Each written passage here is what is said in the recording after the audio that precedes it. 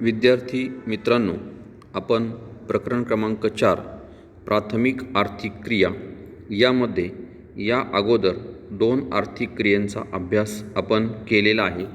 त्यात पहिली प्राथमिक आर्थिक क्रिया जी आपण अभ्यासली त्यामध्ये शिकार, त्यानंतर फळे कंदमुळे गोळा करणे या 2 प्राथमिक आर्थिक क्रिया आपण विचारात घेतलेल्या असून त्यानंतर आज आपल्याला पुढील आर्थिक क्रिया विचारात घ्यावयाची आहे।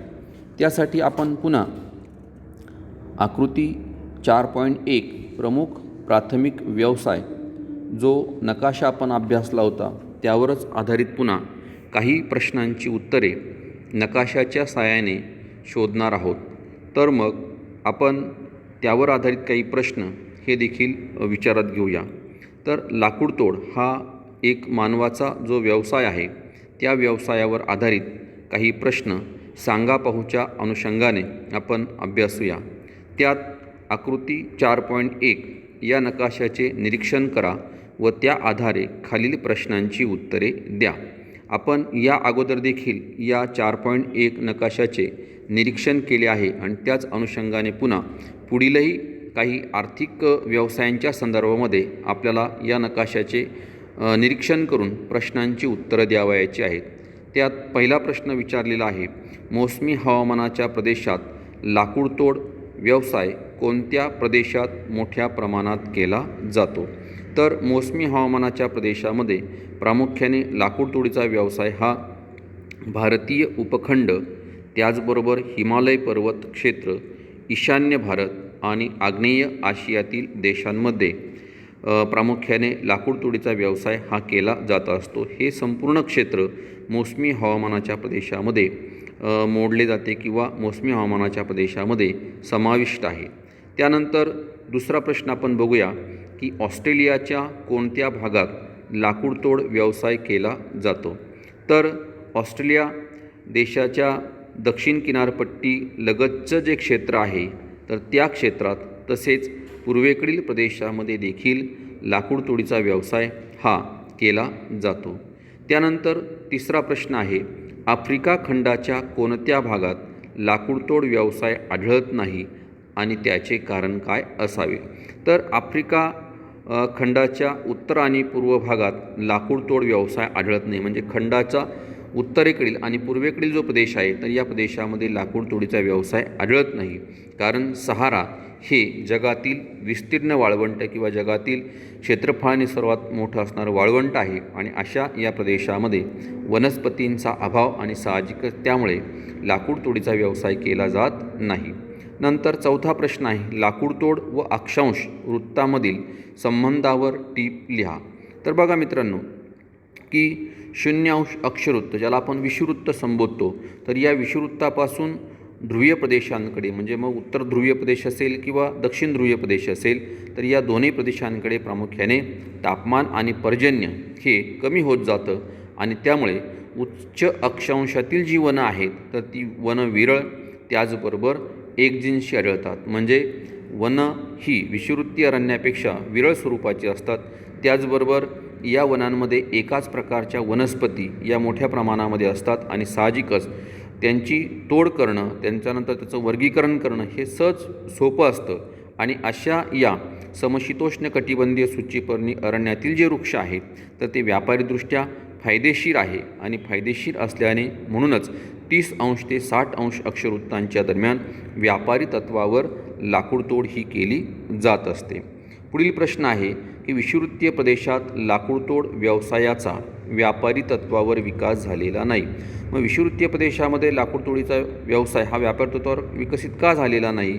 तर त्यामध्ये आपल्याला त्याची कारणं सांगता येतील की प्रतिकूल स्वरूपाचं हवामान आहे, त्याचबरोबर रोगट दमट वातावरण, दुर्गम प्रदेश, सरपटणारे विषारी प्राणी व कीटक यांचा उपद्रव, नंतर दलदलयुक्त जमीन, मिश्रवने, कठीण त्याचबरोबर जड लाकूड, वाहतूक सुविधांचा अभाव आणि विषुववृत्तीय अरण्य ही प्रामुख्याने बाजारपेठेपासून दूर आहेत आणि साहजिकच हे सर्व घटक व्यापारी तत्वावरती लाकूडतोड होण्यास प्रतिकूल असल्याने विषुववृत्तीय प्रदेशामध्ये लाकूडतोड व्यवसायाचा व्यापारी तत्वावरती विकास झालेला नाही.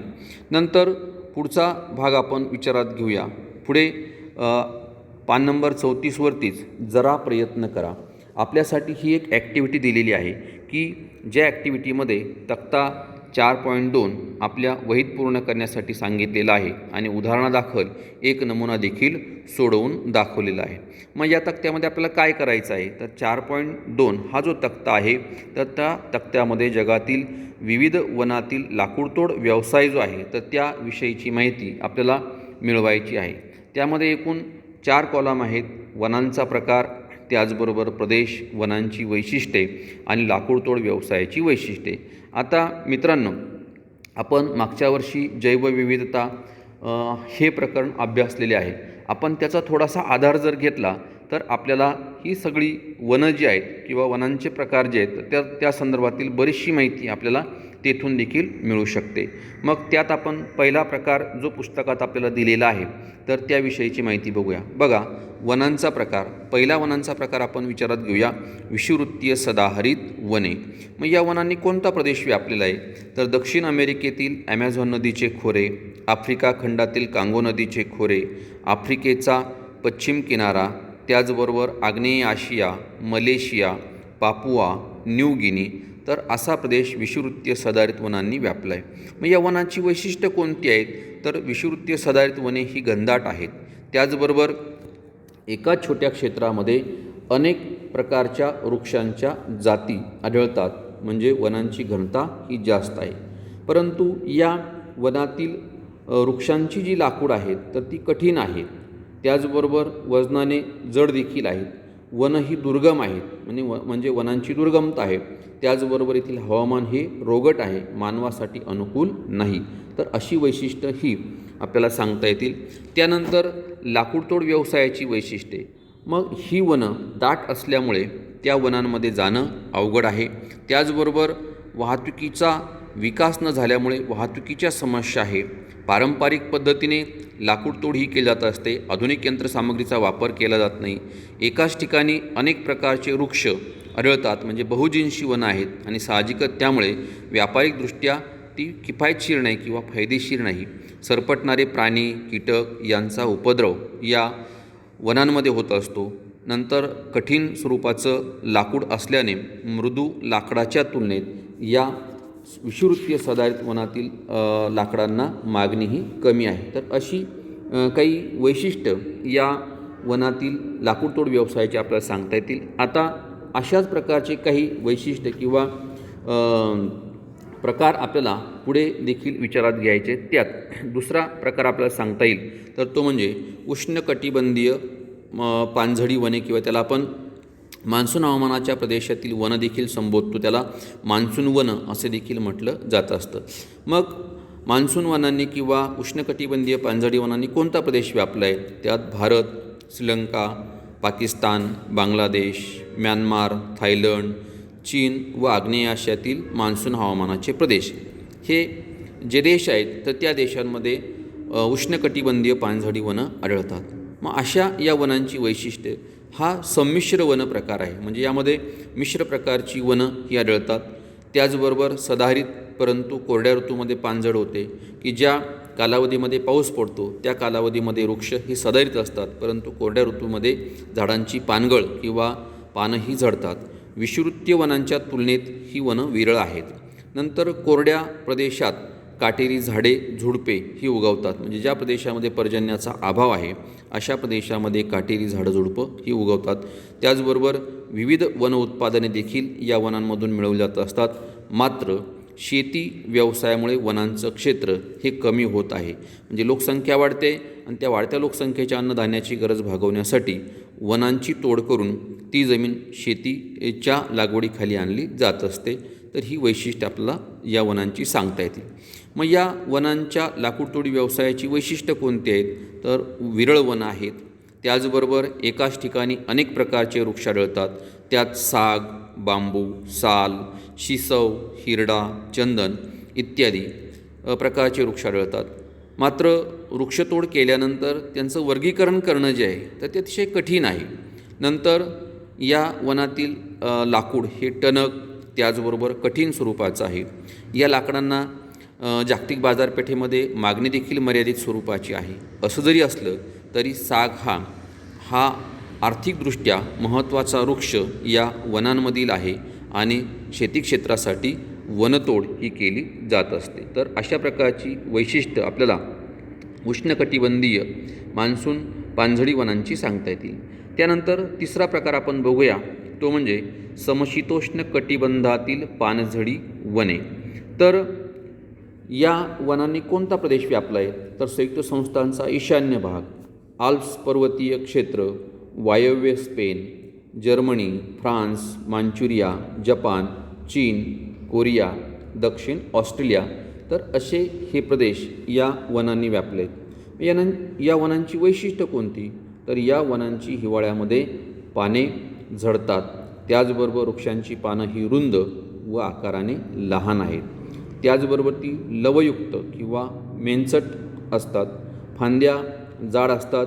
मुळं देखील पाण्याच्या शोधासाठी खोलवर गेलेली असतात. मग अशी कोणती वृक्ष आहेत? उदाहरणार्थ ओक, ऑलिव्ह, चेस्टनट, वॉलनट इत्यादी. मग अशा या वनांच्या लाकूडतोड व्यवसायाची वैशिष्ट्य कोणती आहेत? तर ती आहेत आर्थिक व व्यावसायिकदृष्ट्या उपयुक्त आहेत. म्हणजे विषुववृत्तीय वनांपेक्षा ही वनं आर्थिक आणि व्यावसायिकदृष्ट्या उपयुक्त आहेत. त्याचबरोबर या वनातील वृक्षांचं लाकूड हे मृदू त्याचबरोबर टणक आहे आणि त्यामुळे त्याला मागणी देखील जास्त आहे. आणि आणखीन एक वैशिष्ट्य असं आहे की ही वनं बाजारपेठेपासून जवळ आहेत. म्हणजे जगातील जे प्रगत देश आहेत तर त्या प्रगत देशांपासून जवळ असल्यामुळे या वनातील लाकडाचा उपयोग वेगवेगळ्या कारणांसाठी केला जातो. अशा वनांमध्ये वाहतूक त्याचबरोबर दळणवळणाच्या सुविधा देखील उपलब्ध आहेत. त्यानंतर आपण चौथा प्रकार विचारात घेऊया, तो म्हणजे समशीतोष्ण कटिबंधीय सूचीपर्णी वने. तर समशीतोष्ण कटिबंधीय सूचीपर्णी वने, तर सूचीपर्णी याचा अर्थ असा की सुईच्या टोकाप्रमाणे ज्याची पानं असतात त्यांना सूचीपर्णी असं म्हटलं जात असतं. म्हणून या वनातील वृक्षांचं हे वैशिष्ट्य आहे, म्हणून त्याला सूचीपर्णी वने असं म्हटलं जात असतं.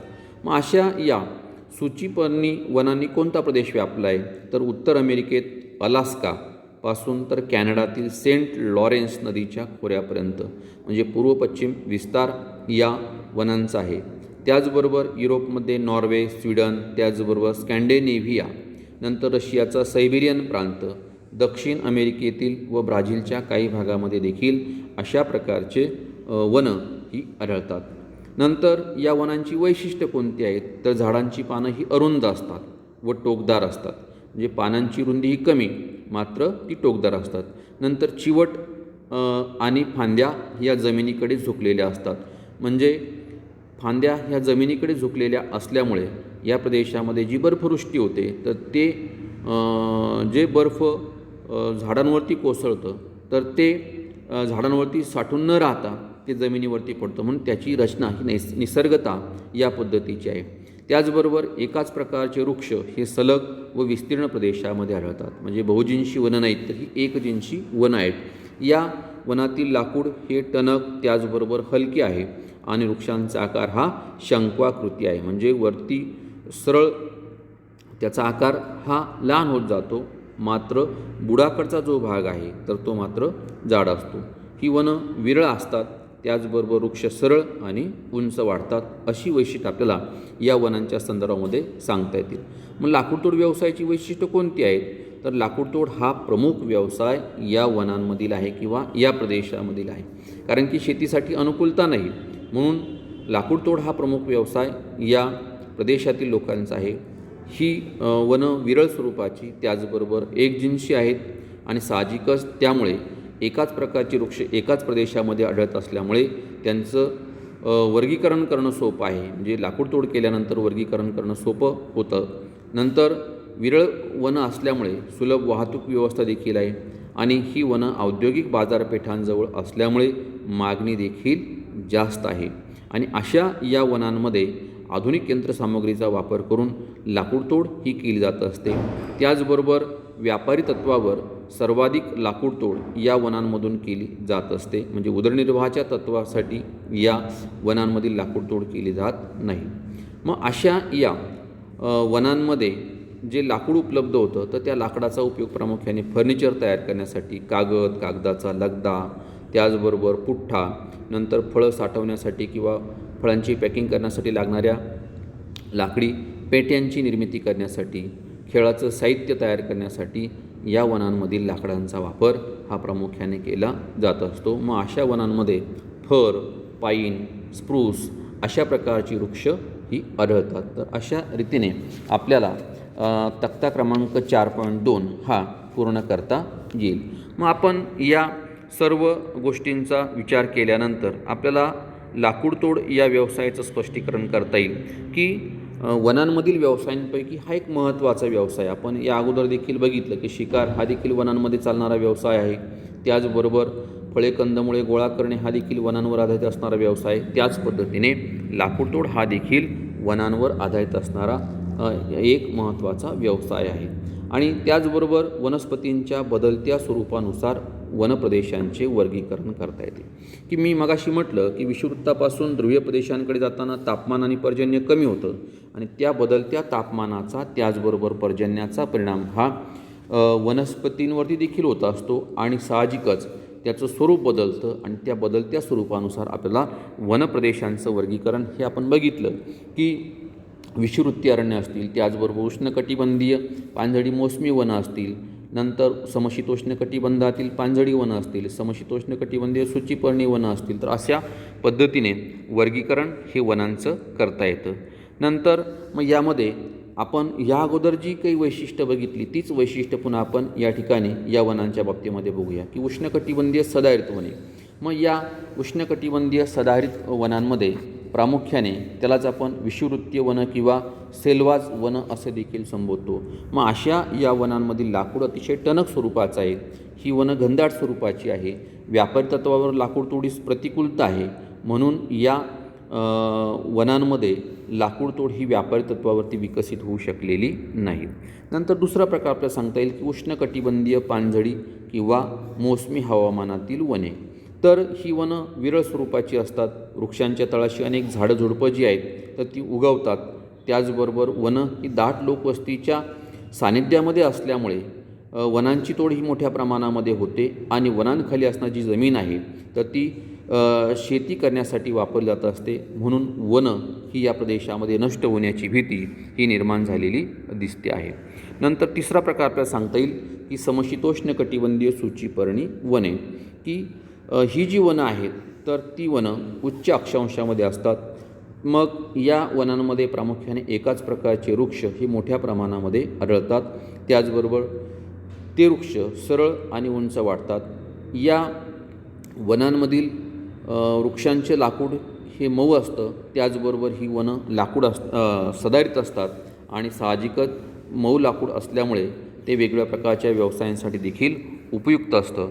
जगात सर्वाधिक व्यापारी तत्वावरती लाकूडतोड जी आहे तर ती ही समशीतोष्ण कटिबंधीय सूचीपर्णी वनांच्या प्रदेशामध्ये केली जात असते. मग अशा लाकडांचा उपयोग हा आपण मगाशी बघितलं की वेगवेगळ्या कारणांसाठी केला जात असतो आणि त्यामुळे या वनांमध्ये प्रचंड प्रमाणामध्ये लाकूडतोड ही केली जात असते. मात्र अतिशय नियोजनपूर्वक लाकूडतोड व्यवसाय या प्रदेशामध्ये चालतो आणि तोडलेल्या वृक्षांच्या प्रमाणामध्ये नवीन वृक्षांची लागवड देखील केली जात असते. परंतु असं जरी असलं तरी आपण संपूर्ण जगाचा आढावा जर घेतला तर एखाद्या प्रदेशाच्या क्षेत्रफळापैकी 33% क्षेत्रफळावरती वृक्षांची लागवड असणं गरजेचं आहे किंवा वनाच्छादन असणं गरजेचं आहे. परंतु आपण आपल्या महाराष्ट्राचा जरी विचार केला तरी आपल्या महाराष्ट्रामध्ये सद्यस्थितीत 16 ते 17% इतकंच वनक्षेत्र आहे आणि त्यामुळे वनक्षेत्र घटल्यामुळे पर्यावरणाच्या वेगळ्या प्रकारच्या समस्यांची निर्मिती ही त्यातून होत असते. म्हणून ती समस्या निर्माण होऊ नये यासाठी आपण वृक्षांची लागवड करणं नुसती लागवडीवरती म्हणजे लागवड करून चालणार नाही तर त्यांचं संवर्धन संरक्षण करणं हे देखील आपलं कर्तव्य आहे. असो मित्रांनो, आपण पुढचा भाग विचारात घेऊया, सांगा पाहू.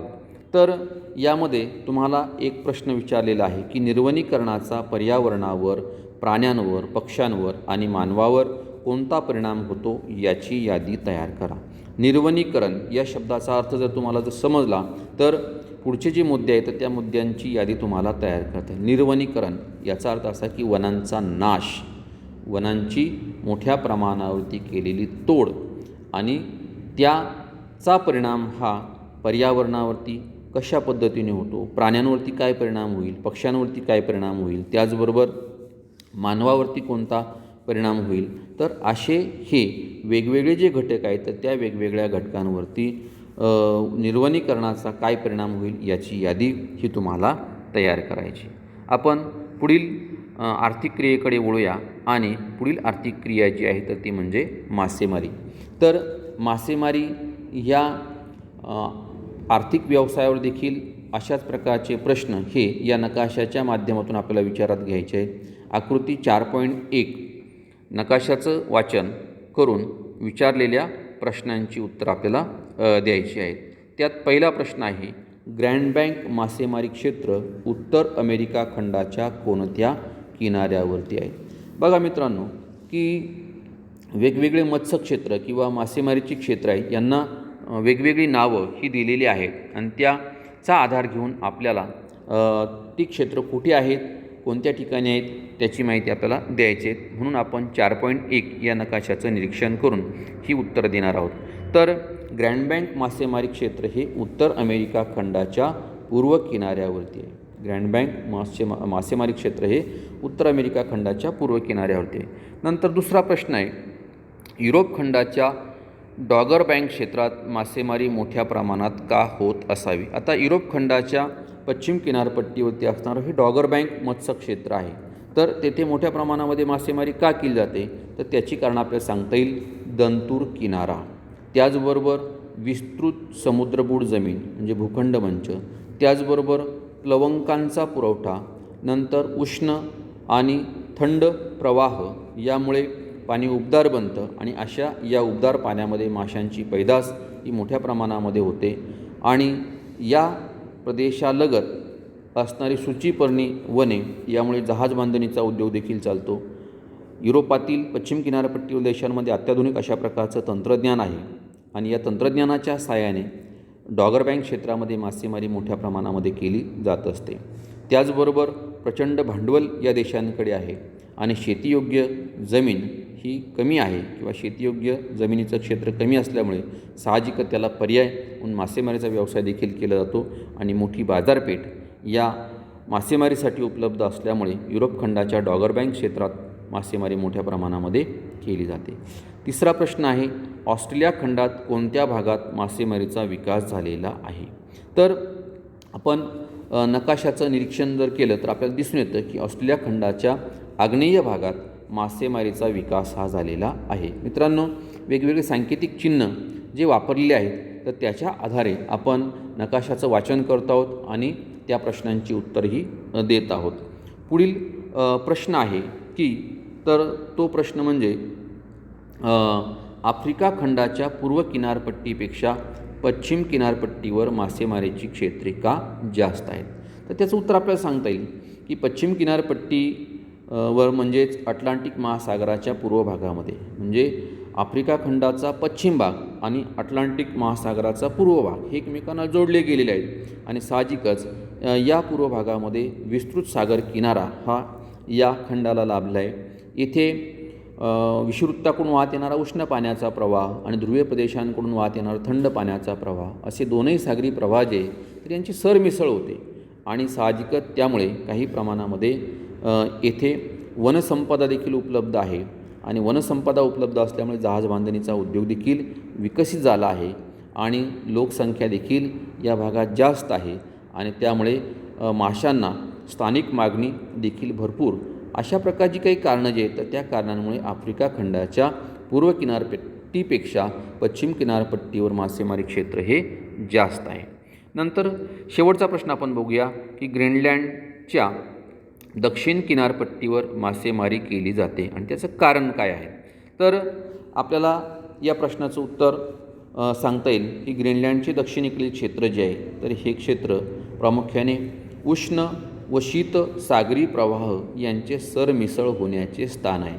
म्हणजे ध्रुवीय प्रदेशाकडून वाहत येणारा शीत प्रवाह आणि विषुववृत्ताकडून वाहत जाणारा उष्ण पाण्याचा प्रवाह यांची सरमिसळ या ग्रीनलँडच्या किनारपट्टीवरती होत असते.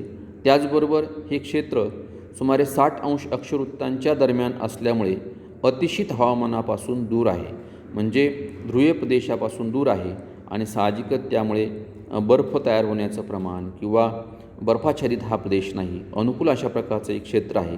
आणि या क्षेत्राच्या पूर्वेकडे विकसित असा युरोप खंड आहे आणि पश्चिमेकडे उत्तर अमेरिकेसारखा अतिप्रगत अशा प्रकारचा खंड आहे. आणि अशा या दोनही खंडांना हा प्रदेश जवळ असल्यामुळे मोठी बाजारपेठ देखील उपलब्ध आहे आणि साहजिकच त्यामुळे ग्रीनलँडच्या किनारपट्टीवरती मासेमारीचा व्यवसाय हा अधिक प्रमाणामध्ये केला जात असतो. मग अशा या मासेमारी व्यवसायाबद्दलचं भौगोलिक स्पष्टीकरण आपण विचारात घेऊया की मासेमारी हा जो व्यवसाय आहे किंवा ही जी प्राथमिक आर्थिक क्रिया जी आहे ही मानवाची एक महत्त्वाची आर्थिक क्रिया मानली जात असते. मग अशा या मासेमारी व्यवसायावरती काही प्राकृतिक म्हणजे नैसर्गिक त्याचबरोबर मानवी घटकांचा अनुकूल त्याचबरोबर प्रतिकूल अशा प्रकारचा परिणाम हा होत असतो आणि अनुकूल घटकांमुळे मासेमारी व्यवसाय हा विकसित होत असतो. या व्यवसायाचं स्वरूप सुरुवातीला उपजीविकेपुरतं होतं, म्हणजे उदरनिर्वाहापुरतं होतं. कुटुंब आणि कुटुंबातील सदस्यांची गरज ही त्यातून भागवली जात होती, म्हणजे मर्यादित स्वरूपाचं होतं. परंतु आज आपण जर बघितलं सद्यस्थितीमध्ये या व्यवसायाला व्यापारी स्वरूप हे प्राप्त झालेलं दिसून येते. ज्या देशांना समुद्राचं सानिध्य हे लाभलेलं आहे, अनुकूल स्वरूपाचं वातावरण आहे किंवा अनुकूल स्वरूपाचं हवामान आहे, तर अशा प्रदेशामध्ये व्यापारी स्वरूपामध्ये मासेमारी केली जाते. आपण मगाशी बघितलं की ग्रँड बँक असेल, त्याचबरोबर डॉगर बँक असेल, इतरही मत्स्यक्षेत्र असतील, इथं मोठ्या प्रमाणामध्ये व्यापारी तत्वावरती माशांची पकड ही केली जात असते. आणि म्हणूनच किनारपट्टीच्या प्रदेशात या व्यवसायाला अनन्य साधारण अशा प्रकारचं महत्त्व आहे की एखाद्या खनिज संपन्न प्रदेशामध्ये जसं खनिजांना महत्त्व प्राप्त होतं, त्याच्यावरती आधारित असणारे उद्योग तिथं विकसित होतात, तसं किनारपट्टीच्या प्रदेशामध्ये प्रामुख्याने समुद्रामध्ये मासेमारीचा व्यवसाय हा विकसित होतो आणि त्यामुळे त्या प्रदेशात त्या व्यवसायाला अनन्यसाधारण अशा प्रकारचं महत्त्व हे प्राप्त होतं. त्यातून त्यांची उदरनिर्वाह किंवा उपजीविका देखील चालते. मग अशा या व्यवसायास म्हणजे मासेमारी व्यवसायास अनुकूल असणारे घटक कोणते आहेत, तर त्यात आपल्याला सांगता येईल भूखंड मंच. भूखंड मंच हा शब्दप्रयोग आपण इयत्ता 11वीमध्ये अभ्यासलेला आहे की समुद्राचा असा भाग की जो 200 मीटरपेक्षा कमी खोल असतो, अशा उथळ समुद्रास आपण काय म्हणतो, भूखंड मंच असं संबोधत असतो. उदाहरणार्थ वायव्य पॅसिफिक महासागरातील चीनजवळील ओखोतस हे हा जो समुद्र आहे तर तेथे तो किनारपट्टीच्या प्रदेशामध्ये अतिशय खोल नाही, 200 मीटरपेक्षा कमी खोलीचा आहे. भूखंड मंच विस्तृत समुद्रबोट जमीन आहे आणि साहजिकच त्याचा फायदा हा मासेमारी व्यवसाय करण्यासाठी होत असतो. नंतर दुसरा मुद्दा आपल्याला सांगता येईल उष्ण व थंड सागरी प्रवाह संगम. की बघा की उष्ण व थंड सागरी प्रवाह संगमाचा आणि मासेमारीचा काय संबंध आहे की सागरी प्रवाह भूखंड मंचावर आल्यास प्लवंकांची वाढ होते, म्हणजे उष्ण पाण्याचा प्रवाह त्याचबरोबर शीत पाण्याचा प्रवाह हे दोनही प्रवाह जर समजा भूखंड मंचावरती जर त्यांची सरमिसळ जर होत असेल तर तेथे प्लवंकांची वाढ मोठ्या प्रमाणामध्ये होते. प्लवंक म्हणजे काय, तर हे माशांचं खाद्यान्न आहे.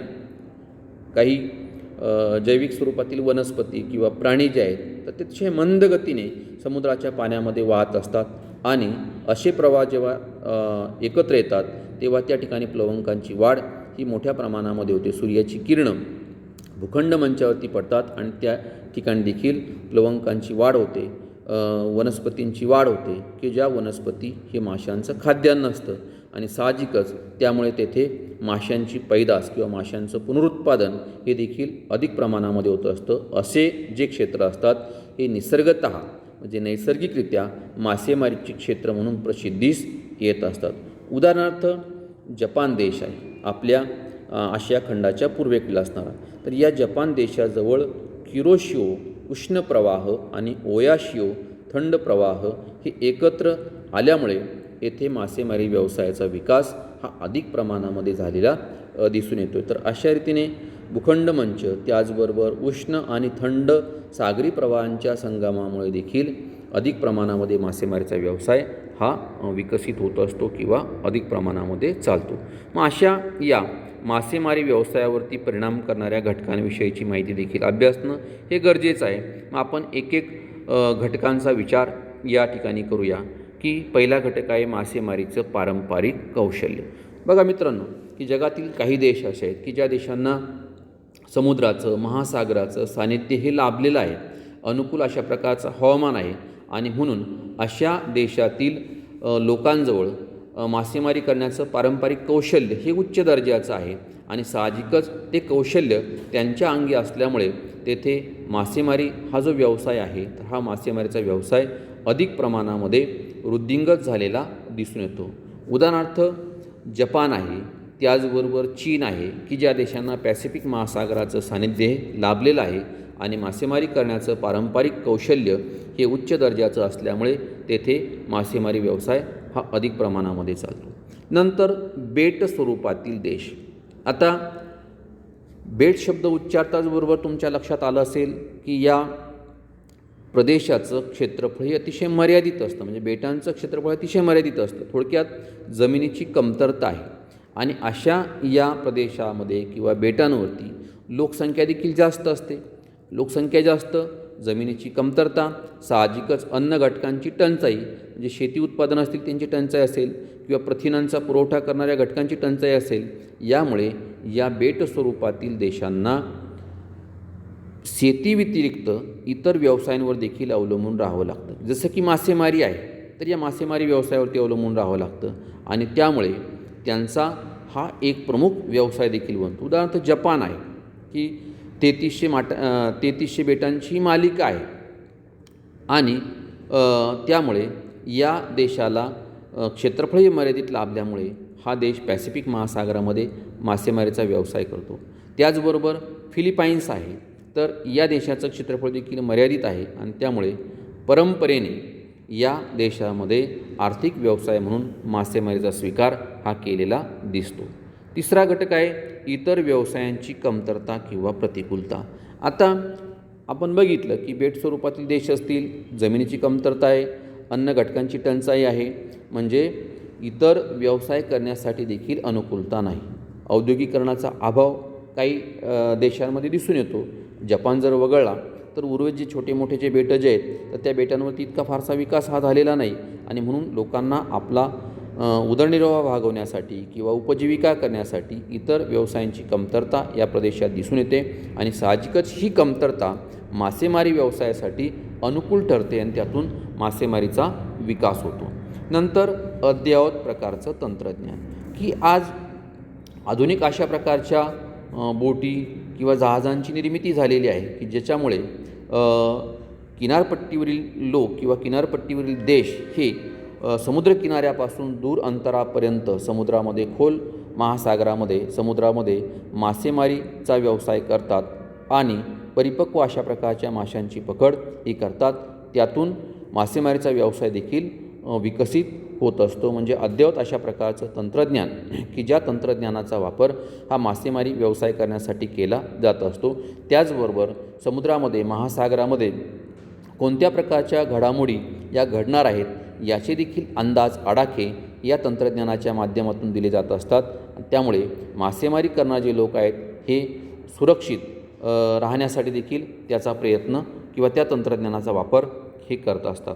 नंतर पुढील मुद्दा आहे तर तो म्हणजे दंतूर किनारे. की दंतूर किनारे म्हणजे काय विद्यार्थ्यांनो, तर दंतूर किनारा याचा अर्थ असा की जो समुद्र किनारा हा वाकड्या तिकड्या स्वरूपाचा असतो, म्हणजे सरळ नसतो. कधी जमिनीकडे भाग गेलेला असतो, कधी पुन्हा समुद्रामध्ये गेलेला असतो. अशा प्रकारची ज्या किनाऱ्याची रचना असते त्याला दंतूर किनारा असं म्हणतात. मग या दंतूर किनाऱ्याचा आणि मासेमारीचा काय संबंध, तर दंतूर किनाऱ्यामुळे काय होतं की जी जहाजं जी असतात किंवा ज्या बोटी असतात तर या अंतर्गत भागामध्ये उभ्या करता येतात आणि पाण्याचा आघात हा त्या जहाजांवरती होत नाही, समुद्र किनाऱ्यावरती ते आदळत नाही आणि त्यामुळे तेथे उत्तम प्रकारच्या बंदरांची निर्मिती देखील करण्यासाठी हे दंतूर किनारे सहाय्यक ठरत असतात आणि त्यातून मासेमारीचा व्यवसाय देखील विकसित होत असतो.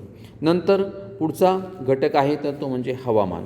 तर हवामानाचा आणि मासेमारीचा अगदी जवळचा संबंध आहे. हा घटक देखील मासेमारी व्यवसायावरती परिणाम करत असतो.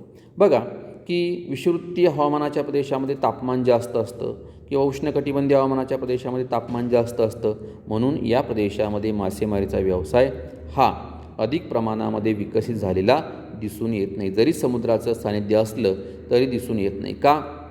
तर उष्ण हवामानाच्या प्रदेशामध्ये मासे हे दीर्घ कालावधीपर्यंत टिकू शकत नाही.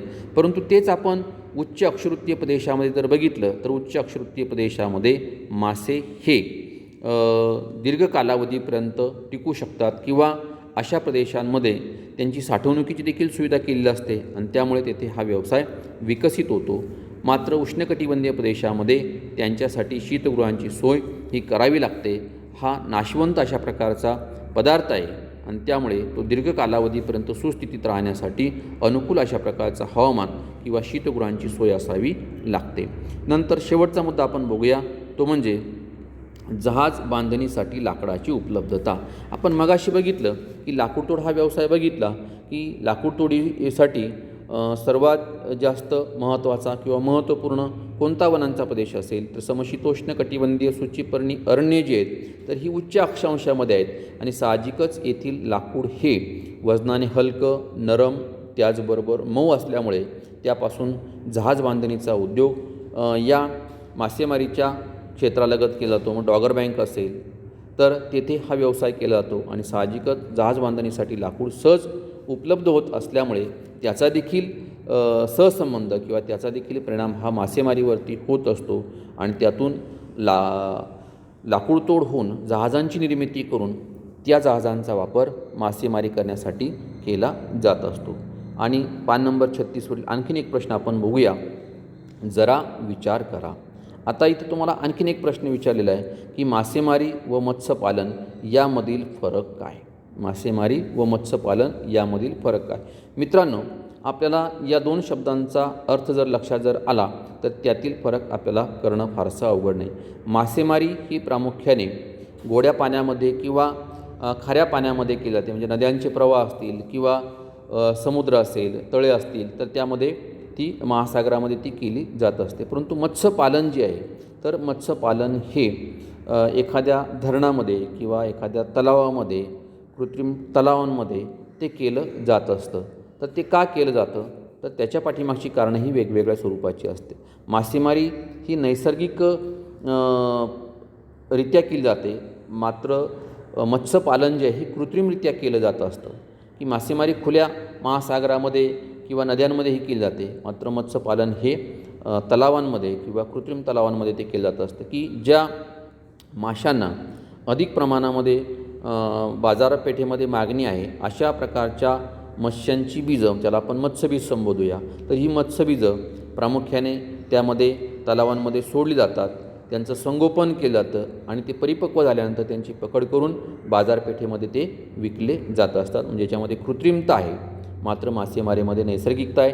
नैसर्गिकरित्या मासेची निर्मिती होते, त्याचबरोबर त्यांचं ते परिपक्व होतात आणि त्यांची पकड ही केली जात असते. तर अशा रीतीने ह्या दोघांमधला फरक मी तुम्हाला थोडक्यात सांगितला आहे. आणखीनही फरक तुम्हाला स्पष्ट करायचा आहे. तर अशा रीतीने आज आपण या ठिकाणी थांबूया. थँक्यू. धन्यवाद.